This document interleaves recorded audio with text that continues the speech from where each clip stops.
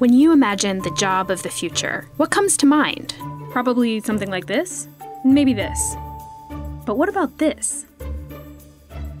These are the jobs expected to grow the most over the next decade. And if you look at the expected growth and the annual salary, there's a clear winner: nursing. Other jobs might pay more, but future demand is a fraction of what it is for nurses, thanks to an aging population in the US and around the world. Despite the good pay and the high demand, there's one group that has stayed away from nursing: men.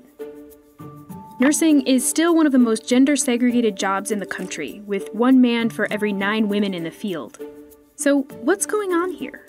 Why aren't more men taking these well-paying, in-demand jobs? And with staff shortages plaguing many of way to a nursing crisis. An ongoing shortage of nurses at hospitals. An international shortage. In response to the worldwide nursing shortage, scientists have enlisted the help of robots.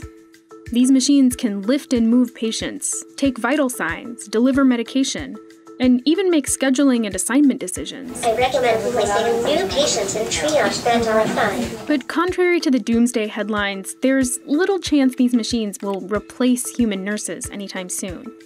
In 2013, researchers at Oxford University developed this scale. It measures how vulnerable certain jobs are to automation. The jobs where humans are least likely to be replaced by robots require either creativity, expert perception and manipulation, or high degrees of social intelligence.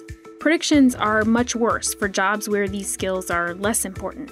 Of the 700-plus jobs in the Oxford study, nursing was one of the least vulnerable, with a less than 1% chance of becoming automated in the next decade or two. And when you watch nurses in action, it's easy to see why. The ability to build trust, to connect, it's what makes nursing immune from automation.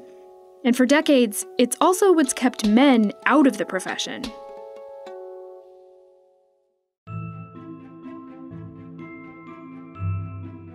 Every time that there's a joke about a man that's a nurse. Remember we talked about him? Nurse, not a doctor, huh? Kind of girly, isn't it? It still cuts a small little cut. It still hurts a little bit. You always feel them. This idea that nursing is a woman's job, it can be traced back to the 1850s, to an English nurse named Florence Nightingale. She cared for sick and injured soldiers during the Crimean War. When she arrived at the hospital, Nightingale was disgusted by the squalid conditions. Though she faced resistance from the male physicians, she imposed strict sanitation and dietary guidelines. And under her watch, fewer patients died of preventable diseases. After the war, her methods were taught in new nursing schools that opened up all over the world. At the same time that women were being told their place was in the home, nursing gave them the chance to develop an identity outside of it. But Nightingale was no feminist. She saw nursing as a natural extension of what it meant to be a woman. According to Nightingale, women had a natural capacity for caring. Men did not. They couldn't attend Nightingale's nursing schools, which blocked them from the profession. But the thing is, before Nightingale's reforms, men had a long history as nurses. Monks cared for the poor and sick across Europe. For centuries, starting in the Middle Ages, men served as nurses during the American Civil War. This includes the poet Walt Whitman, who described the experience in his poem The Wound Dresser. The hurt and wounded I pacify with soothing hand. I sit by the restless all the dark night, and some are so young. 50 years after Whitman wrote this poem, the Army Nurse Corps was made up entirely of women. By the time men were legally allowed to rejoin the profession in the 1950s, nursing had become synonymous with femininity, a link that was reinforced through advertising, mass media, and popular culture, and which in turn affected how we raised our children. They absorbed the idea that men and women were born with certain personality traits, which made them better suited to certain jobs.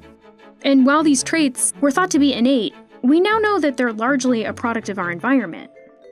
Boys and girls are socialized differently, especially when it comes to emotions and the emotions that they're allowed to express. Boys who are even in the infant age who cry are more likely to be shushed or told not to cry. Mothers are more likely to smile at their infant daughters than their sons, and they use fewer emotion words around preschool-age boys than girls. Boys are socialized to stoically manage those emotions so as not to appear effeminate or demasculinized.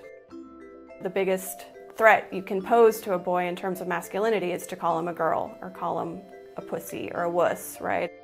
So a job that requires making an emotional connection, that requires expressing empathy, a job like nursing, there's this assumption that men can't do it because they lack these inborn feminine traits.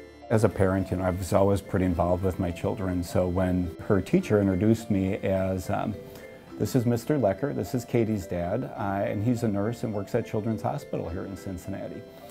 And I was surprised by the response. Young children, 5 years old, said, well, you can't be a nurse because you're not Katie's mom. What kind of messages you remember getting as a kid about nursing and who becomes a nurse? Like the little white hats and the skirt. I think that as a child, you'd always have this kind of feeling that nurses were nurturing, and people don't think men can be that way. You just have to tackle some of those preconceptions, like he's a man so he can't be gentle or he can't be nurturing. I feel like it's the 21st effing century. How is this conversation still happening? Oh, you must be my doctor, and they start asking me questions. Why didn't you become a doctor or anything? Did you fail med school? Is that why you're a nurse?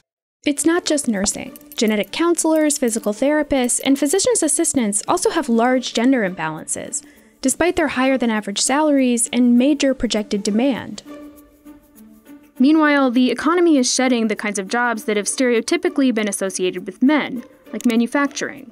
And that's reflected in this statistic, the labor force participation rate.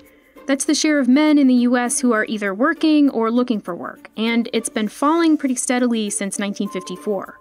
Our long-held beliefs about gender are clashing with a new economic reality, one in which emotional intelligence is vital. In recent years, there's been a bunch of ad campaigns aimed at bringing more men into nursing. When sociologist Marcy Cottingham looked at these ads, she noticed that a lot of them relied on the same gender stereotypes that kept men out of nursing. Extreme stoicism, masking emotion, emphasis on athleticism, looking rather stern, looking past the camera so they're not making direct eye contact. Tattoos, motorcycles don't really have a lot to do with what's required of you as a nurse. If we use these stereotypical images, we might attract the wrong type of men into nursing. This idea that I can still be a macho, tough guy, I don't need to deal with all that nurturing, empathy stuff. And so I think there's really a question here of who's going to change. Is it going to be the nursing profession to try to attract more men, or should we expect men to change? I think it takes a while to solve that identity crisis. Like, how can I be a man, a nurse, and still maintain my manliness? But now I sort of have this view that, caring is probably the most masculine thing a guy can do. Caring, empathy, and trust are human strategic advantages over robots. And those skills don't belong to one gender. They're like a muscle. The more we build that muscle, the better prepared we'll be for whatever the future holds.